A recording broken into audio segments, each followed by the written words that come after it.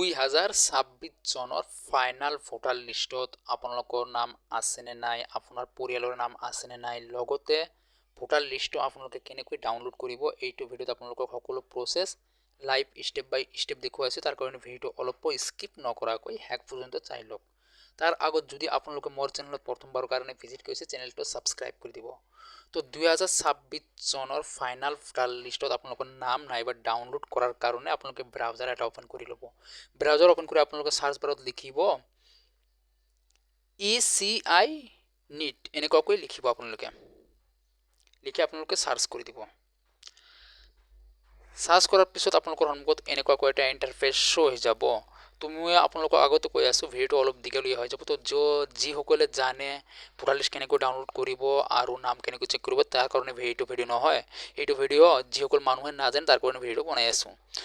তাৰপিছত আপোনালোক অলপমান নিচে স্ক্ৰল কৰি দিব। ইয়াত আপোনালোকে এটা অপশ্যন দেখা পাব, হোম পেজ ইলেকশ্যন কমিশ্যন। আপোনালোকে ইয়াতে ক্লিক কৰি দিব।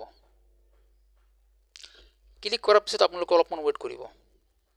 ৱেইট কৰাৰ পিছত আপোনালোকৰ সন্মুখত এনেকুৱাকৈ এটা ইণ্টাৰফেচ হৈ যাব। তো ইয়াত আপোনালোকে এটা অপশ্যন দেখুৱাইছে ন, ছাৰ্ভিচ বুলি এটা অপশ্যন আছে। ইয়াত আছে ডাউনলোড ইলেক্টৰ ৰোল। আপোনালোকে কি কৰিব, এইটোতে আপুনি ক্লিক কৰিব, ডাউনলোড ইলেক্টৰ ৰোল ক্লিক কৰিব। তাৰপিছত আপোনালোকৰ সন্মুখত এনেকুৱাকৈ আহি যাব। তো ইয়াৰ পৰা আপোনালোকে ষ্টাৰ্টত ক্লিক কৰিব, কৰি আপোনালোকৰ যিটো ষ্টাৰ্ট হয় আপোনালোকে ষ্টাৰ্টটো বাছনি কৰি ল'ব। তাৰপিছত ইয়াত আপোনালোকৰ এইটো অট'মেটিকলি আহি যাব।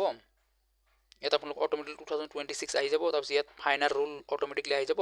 তো ইয়াৰ পৰা আপোনালোকে কি ডিষ্ট্ৰিক্ট, এছেম্বলি আৰু আপোনালোকে লেংগুৱেজটো চিলেক্ট কৰিব লাগিব। ডিষ্ট্ৰিক্টটো চিলেক্ট কৰি লৈছোঁ। তাৰপিছত আপোনালোকৰ যিটো LAC আছে আপোনালোকে LACটো ল'ব। তাৰপিছত এছামিছটো আপোনালোকৰ অট'মেটিকলি আহি যাব। তাৰপিছত ইয়াত আপোনালোকৰ কেপচাৰটো ভৰাব লাগিব ফাৰ্ষ্ট।